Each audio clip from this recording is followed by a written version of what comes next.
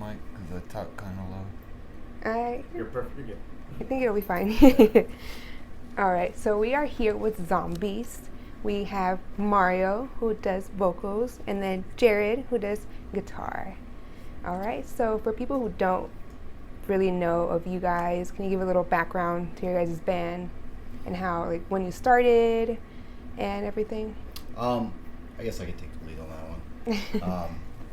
We started in 06 with Mario and Brian living in Flagstaff, and Brian was our original bass player, and me and Bo were just looking for some guys to jam with who were like-minded, and it was just going to be like an experiment, you know? Yeah. It was like kind of like everybody grew up on Misfits, Sammy, and Danzig, and we were just looking to do something like, grew up like that, but also I had like some newer influences like AFI and stuff like that. So I always wanted to write like kind of like bigger songs, a little bit more energetic, faster stuff with that style.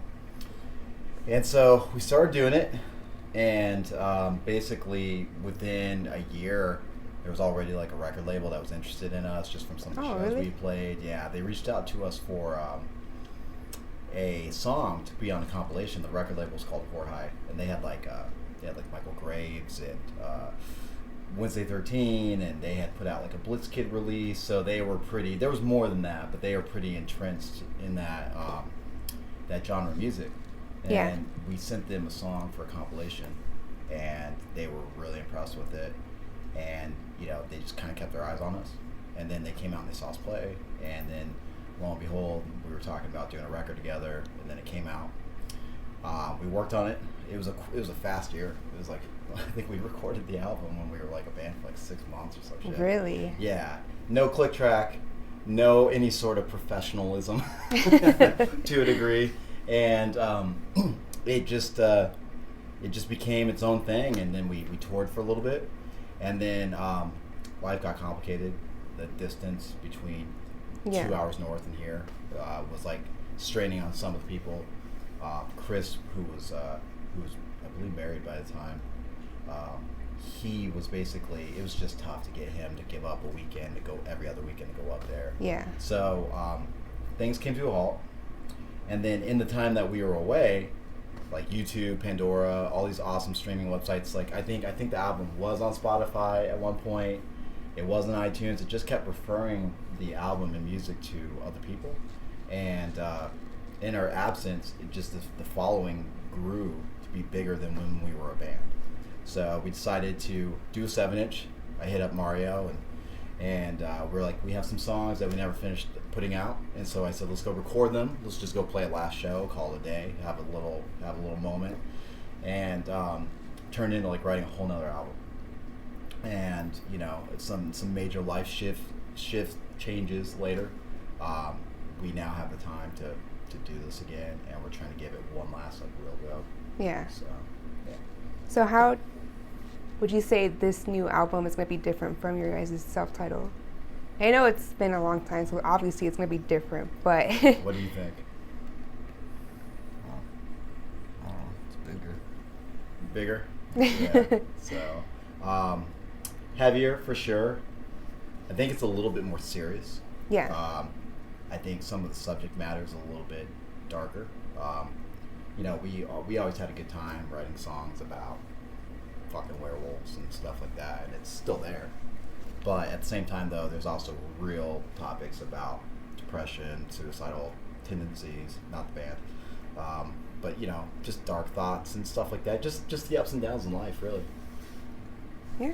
And you guys are currently going on tour with Argyle Goolsby at the end of the month, right? Yes. You guys excited about that? Oh, yeah. Yeah. Yeah, we are. I am. Growing up before Zombeast was even a band, there was just like two like top dogs like in the genre, and not that like being in that specific genre is what matters. Mm-hmm. I think we're a cross genre band, especially with the new stuff that we're writing. It's a little bit more heavy, a little bit more kind of metal flair at times, but still the same band, I think. But in the early days, there was two top dogs, and it was Blitzkid and it was Calabrese. And Calabrese, luckily, were from here. Luckily for Zombeast, they welcomed us with open arms. And one thing that I really don't like about the music scene at times, especially in Arizona, is that it can be really competitive and for no reason. Like when my friends do well, it inspires me to want to do well, and it's one of those things where it's like Calabrese just came out with a new record and it kicks ass, and it's like, and I hear these riffs, that like Bob wrote, and I'm just like, oh, I gotta write one like that, or I gotta one up that, It's like the way that, it's like a fun, it's like a fun competition. Right. But it's all positive and it's all good natured.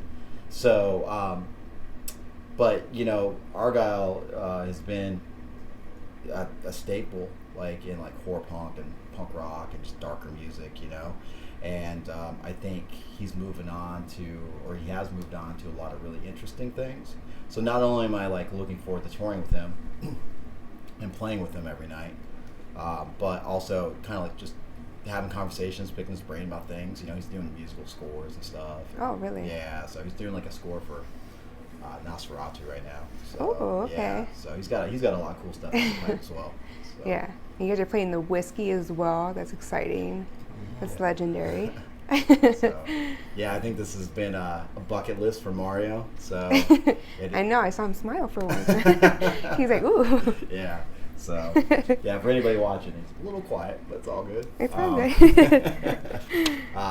He saves it all for when he's on stage, I guess. Yeah, Whiskey's awesome. Like him and I, when we went to go see the Misfits in L.A., like I think it was like Christmas of 2017. Yeah. We went just down, that strip of the, Rainbow Room. What else is there? I forget. Or Rainbow Grill. I forget what it's called. Oh, Rainbow Bar. Yeah. Saw the Lemmy statue, and then we found ourselves walking into Whiskey Go Go, and it was like, who was playing? Great White. Jack Russell's Great White. Excuse me. Yeah, it was. It was like complete classic rock, like epitome, with like a bunch of old 60-year-old like fucking people still trying to live up. No offense, anybody who's 60. It was just it was an interesting crowd, but it was still cool. Like the atmosphere in that place is just like party. Yeah. Yeah. And then can we expect to hear some new songs on this tour that you guys are going on? Yes. What are we playing? What is it? Just Red Ripper at this point? Yeah. Red Ripper is one that some people have heard. Yeah. We want to play more, but this year has been a little tough. What a lot of people don't know and probably don't want to hear is that we've been working on this album for at least a year and a half, and it's just kind of one setback after another. Unfortunately, the bass player before Ryan, he couldn't practice that much. Mm-hmm. And so it was always like me and Mario and Bo just working through these songs, and it works for a little bit. Yeah, but you still have that missing piece there. Yeah, and you want to have that energy. You want to have somebody who's positive to be there, which has been the great thing about Ryan. Ryan's now come into the band, and he's just always positive. And me and Mario have been at this for a long time, and sometimes it can be like pretty tough, and it's easy to like get frustrated with something and just like sometimes just be like, just being real. I think everybody goes through this, but what's the fucking point? Sometimes, you kind of get to that. I think we all do. But Ryan's really good at least when I'm pissy, because I'm a pain in the ass sometimes. The smile's still the truth. I can be a pain in the ass, and he's really good at like kind of like calming those waters, so to speak. So it's been a necessary thing, but we lost our bass player in the beginning of the year, and so it's like from one setback to another, and that was you can't just find anybody. You got to find somebody who's like-minded and sees your vision and wants to do it, but also like bring in another element, like and add something to the mix. Which Ryan comes from like kind of like a little bit more of a dark wave, like synth pop like side, which is honestly where I'm at a lot these days too. All of us are. Him and I saw Drab Majesty earlier in the year at the Crescent, which was fucking awesome. But so it's just been catching him up. So we want to play more.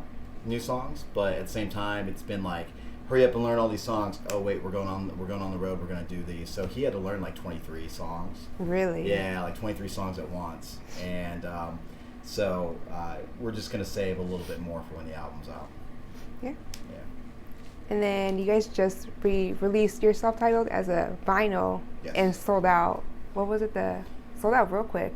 Yes. Like in 20 minutes, I want to say, or something like Well, that. yeah. The limited edition. Yeah. We still have some other ones that we're bringing with us on tour, like Orange and Black, which Yeah, is the Halloween one. Yeah, which I think rad. is even rarer than the red at this point, because I think there's literally only going to be 100 out there, where there was like more than 100 with the red. Mm-hmm. But I don't know. What do you think of that, man? Oh. I wanted the record company to press vinyl, but Yeah. they weren't into it. Mario was always going after Jorge to, hey, do vinyl. But this is like also 2006, and that resurgence it wasn't full force yet. In Yeah. vinyl. Now it is. I think they said last year that vinyl was like the #1 selling form of media. Like it outsold video games and movies, I think, which is fucking crazy. Yeah, vinyls are coming back. Everybody Yeah. wants them.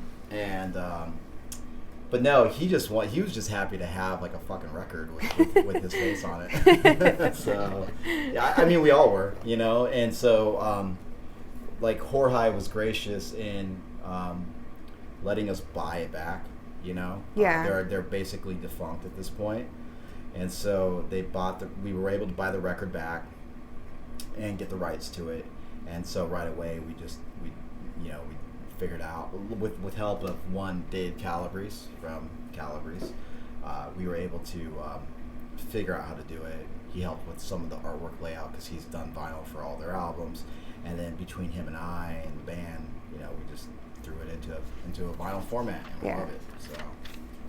And then do you guys have anything else to add? Anything you want to tell your fans out there? What about you, my friend? So. He said enough today. It's weird. It's weird hearing the word fans. We did an interview last night, and I brought this up. It's weird, the word fans, because we're such like fans ourselves of music Yeah. that it's weird to like think that we're a part of something where we could consider people that. Mm-hmm. So we like fans works with friends, like because we want to hang out with everybody who comes out to a show and sees us. My main thing is that we do have a new record coming out. It's 2020 is going to be the year of Zombeast. Once these shows are over with Argyle, we're going to get back to it and just grind this thing out. Looking to finalize. We got I think we need to like touch up like one or two or three songs, figure out how this is going to end, and finalize it. And once we have that down, it's studio time. So Yeah. it's going to be fun. Yeah. Well, thank you guys so much for joining me. Yeah, no problem. Thank you for doing this. Of course. Yeah, you've done a lot of great things for Arizona in music in that regard. So, Thank you. Yeah. And you guys can check them out when they open for